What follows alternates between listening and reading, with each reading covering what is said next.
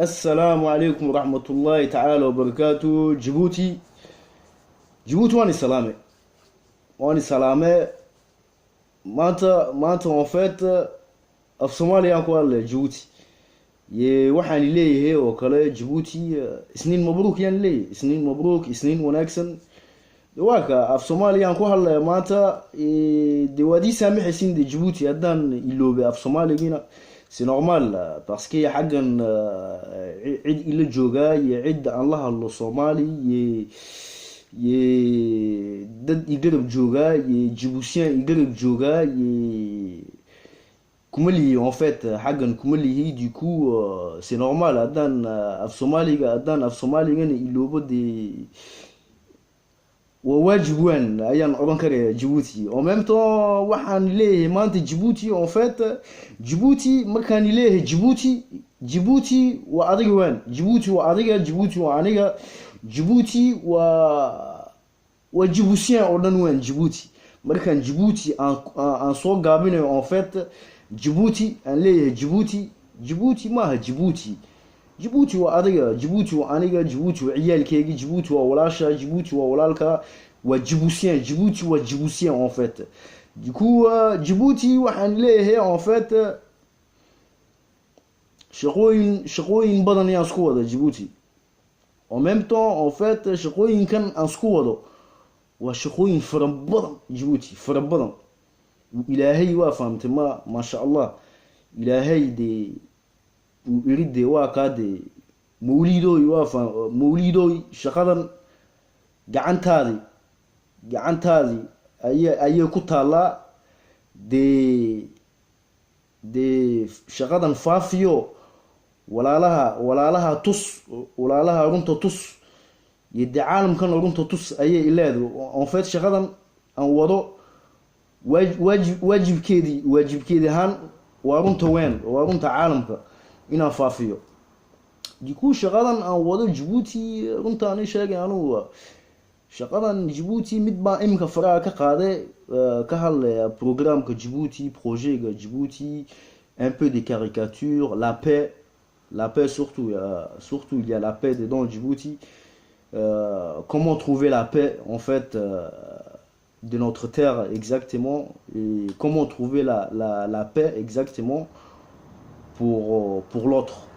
Du coup Djibouti shaqadan wiigu adeegaya Djibouti wiigu adeegaya laakiin alxamdulillah ilaahay intuu igarab joogo alxamdulillah intii ugu badneed ma oran karayo inaa intii ugu badneed aan qabte. Je peux pas le dire Djibouti haddaan iraahdo de waa ka Djibouti intii ugu badneed waan qabtay shaqadan de benaal Djibouti. Du coup Djibouti programme ayaan ku tuuray YouTube isniintani fahamsinaya politiga caalamka iyo jumcii de c'est waajib nagu tahay inaan ispresenteno aan islaamka explication yar inaan siino walaalaheena fahamsino waajib inay nagu tahay jumcii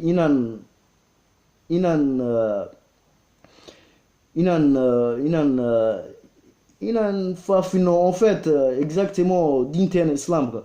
Du coup en fait lundi et vendredi ayaan doonay inaan shaqadan qabto shaqadan.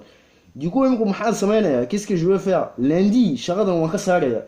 Lundi je vais enlever et je vais garder en fait que vendredi san jumcii nugu soo noqon lahaa nugu fahamsin lahaa. Pourquoi? Parce que en fait shaqadan anoo shaqadan dhameeyey anoo shaqo dhameeyey oo shaqadan ku concentraysan shaqo kale ayaa igu soo daadegay encore Djibouti. Ouais, shaqo kale ayaa igu soo daadegay. Du coup shaqooyinkan iskuma wadi karayo. C'est pour ça que je vais supprimer en fait lundi et je vais garder en fait vendredi. Ça nous son rôle là nous fahamsin là un peu d'internet islam des petites explications qui vous feront en fait vous-même comprendre Djibouti. Et voilà, je suis de retour en fait envers vous, Djibouti, pour vous dire ceci, mais j'ai choisi en fait mantahan inan af Somali ku hadlo Djibouti. Voilà, c'est-à-dire arkaysin Djibouti sheekada inaad fahamteen baan u maleeyaa, waad fahamteen. kolka anuu ma yihi qof qof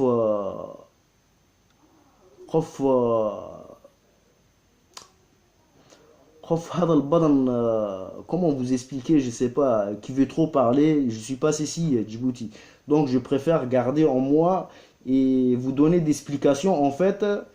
Sida anu ankarayo iyo saan dagaalka de côté ankarayo aan u geli lahaa dagaalka. kolka xaggan cidba aan xumaan iyo haine iyo colère aan u hayo ici il y a pas Djibouti, mais lakin dagaal waajib way igu tahay dagaalkan inaan galo iyo inaan runta sheego Djibouti.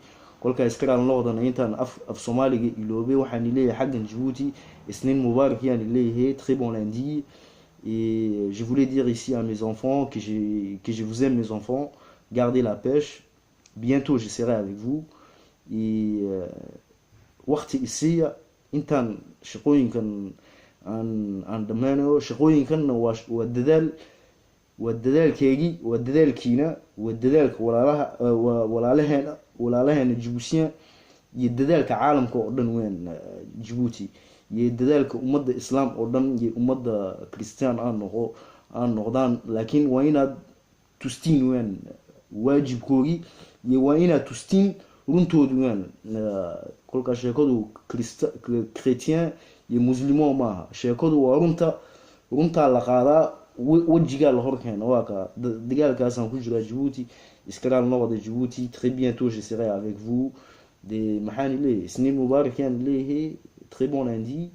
et raali noqdana intaan af Soomaaligan iloobay, iyo raali noqda intaan lundi programme kan aan ka saarayo. voilà, je vous présente mes excuses ici. Et vous allez comprendre, j'espère vous-même aussi, peuple français, peuple africain, peuple mondial, qui en fait j'ai supprimé le lundi du programme, du lundi au vendredi. Voilà, parce que ces travails en fait prend une autre ampleur. Du coup, j'aimerais bien me canaliser pour me concentrer très très bien, pour vous donner en fait de la bonne explication, les man. Voilà, on va faire comme ça, les man. Lundi, je reviendrai plus lundi, mais je reviendrai en fait le vendredi envers vous, ou dans la semaine, si j'ai le temps, ouais, je ferai des petits sauts. En fait,